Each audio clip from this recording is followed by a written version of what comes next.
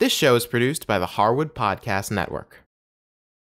Hi, I'm Cindy Harris. We love making this show available to you free of charge. And if you'd like to help us keep it that way, make a contribution to our Karma Jar or become a show sponsor. To learn more, visit our website.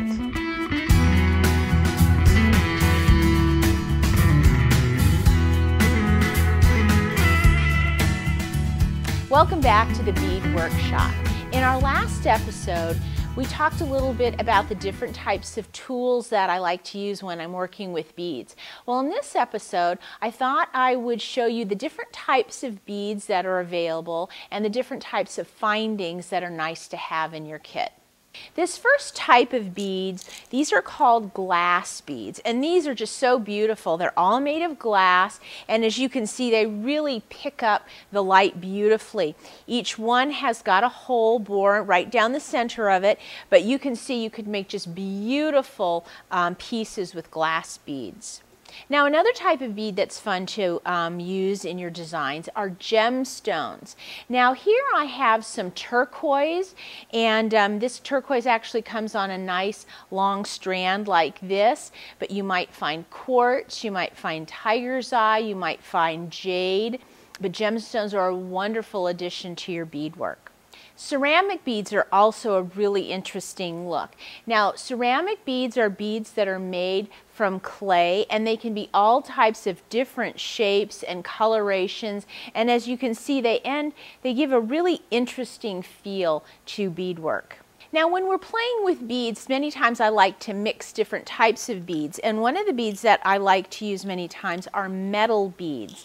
And these are great because they add such a different dimension. Many times, like this is a filigree type of metal ball, and then these are kind of a flat, almost egg-shaped bead, and this is sort of more of a it's just a different type of, almost like a shape of a top.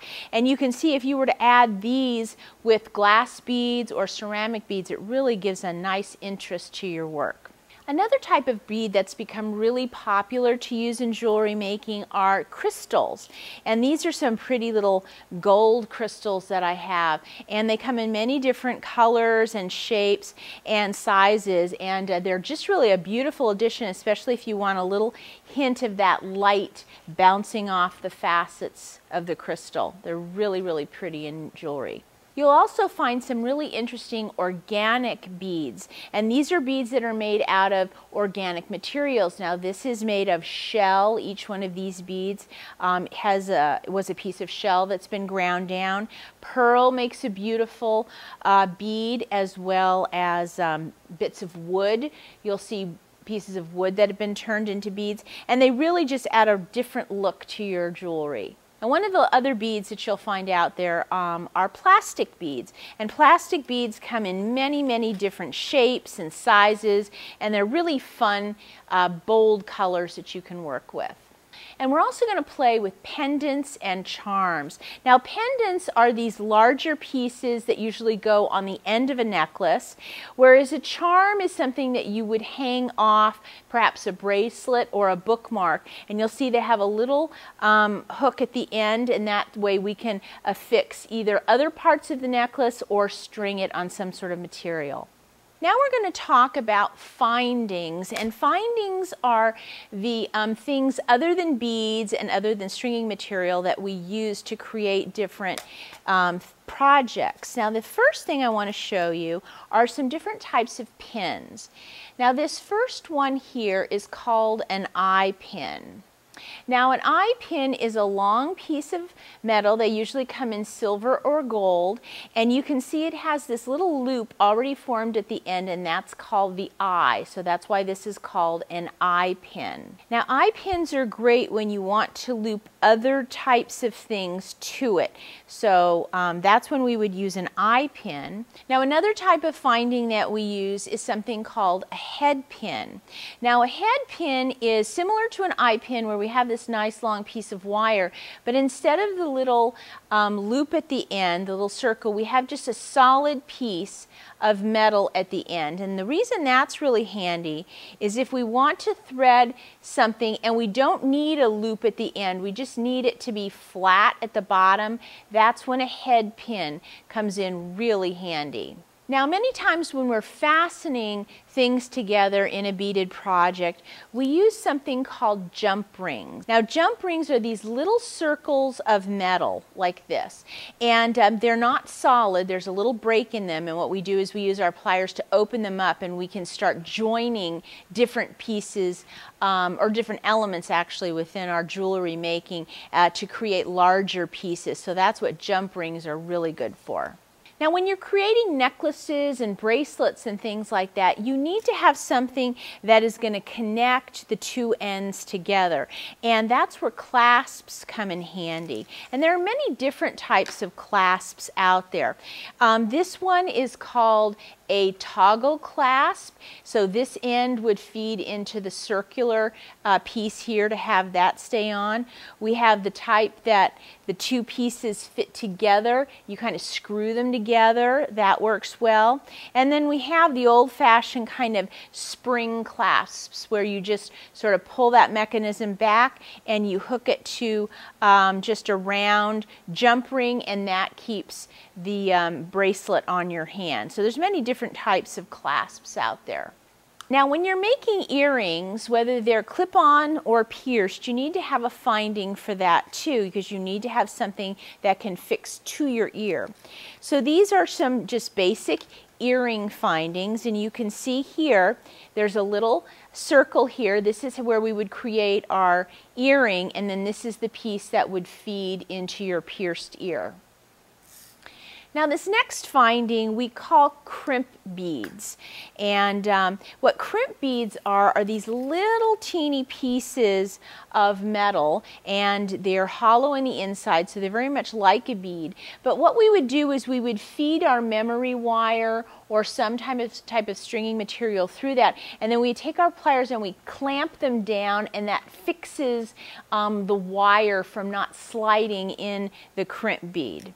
And then one of the last findings I'm going to show you today are something called spacers. And spacers are really handy when you're designing jewelry. What I have here are two types of spacer. This is a drop spacer, and there's a little hole in the top of it, and I can string it, and it puts just a little space between my beads. And this is another type of spacer here. This is very, very thin, and it gives just a nice little space between beads. Now, once you start collecting beads and using them, you're going to need to have some containers to keep them organized in. So let me show you some of the ones I use.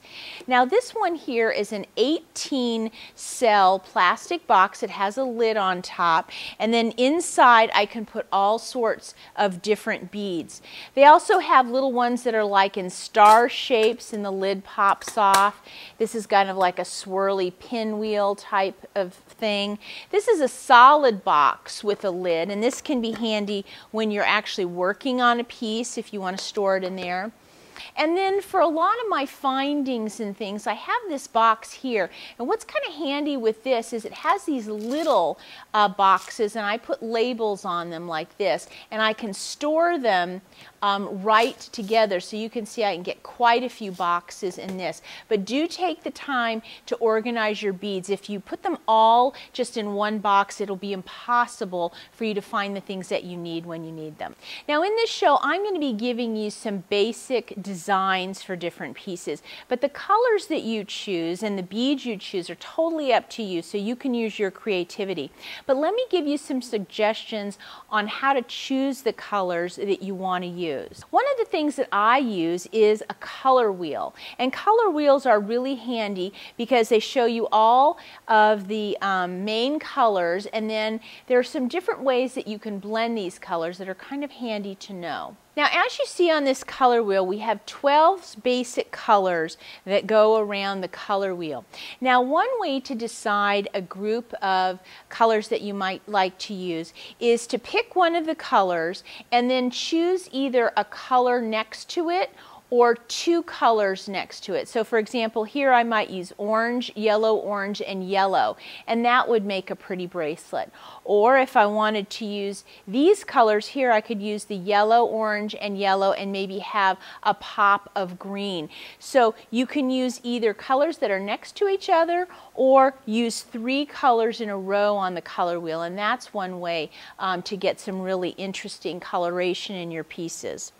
The other thing you can do is go for a more monochromatic look, and if I flip over my color wheel, you can see that it's taken, like for example, here's the red band, and I have sort of this red and this sort of rose and more of a dusty rose and a maroon, and that would make a beautiful monochromatic bracelet. So this is another way that you can choose your colors. Now, if you wanted to go for a more bold look with your jewelry design, you could use complementary colors. So on your color wheel, for example, if I chose red, the opposite of red is this green. And you can see that would be a very bold choice, but it could look very beautiful at the same time.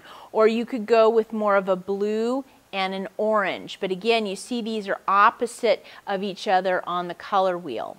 You could also use colors from nature to create your jewelry. Now, I went out in my garden today and I found some of these flowers and leaves, and I just wanted to show you how you could use this as an inspiration for your jewelry. Now, it's fall here and you can see the leaves are starting to turn.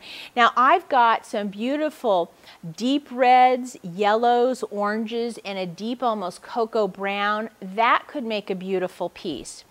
In this geranium leaf, you could go with sort of this dark green, a lighter green, and a cream. That would be beautiful. In this bougainvillea, I have some oranges and some pinks. You could even throw a little bit of green in there. And in this little flower, look, I've got my reds and my purples with a little bit of green. We could go with the oranges and yellows in this flower. And in this one, this is so pretty, you could go with the deep rusty oranges and the yellows that are on the insides of the petal. And you could even go for a little pop of green, and that would make a beautiful piece. So look for colors in nature that appeal to you. We're going to be making some really beautiful and fun projects together. And I wanted to show you a set that I just recently finished. This is a pearl and a crystal and seed bead necklace that I made with this pretty dangle at the bottom. And then with it, I made a matching bracelet and these great little chandelier earrings. And these really don't take much time at all to make, and you'll find they're so fun and so beautiful to wear. In our next episode, we're going to make a really beautiful and simple bracelet.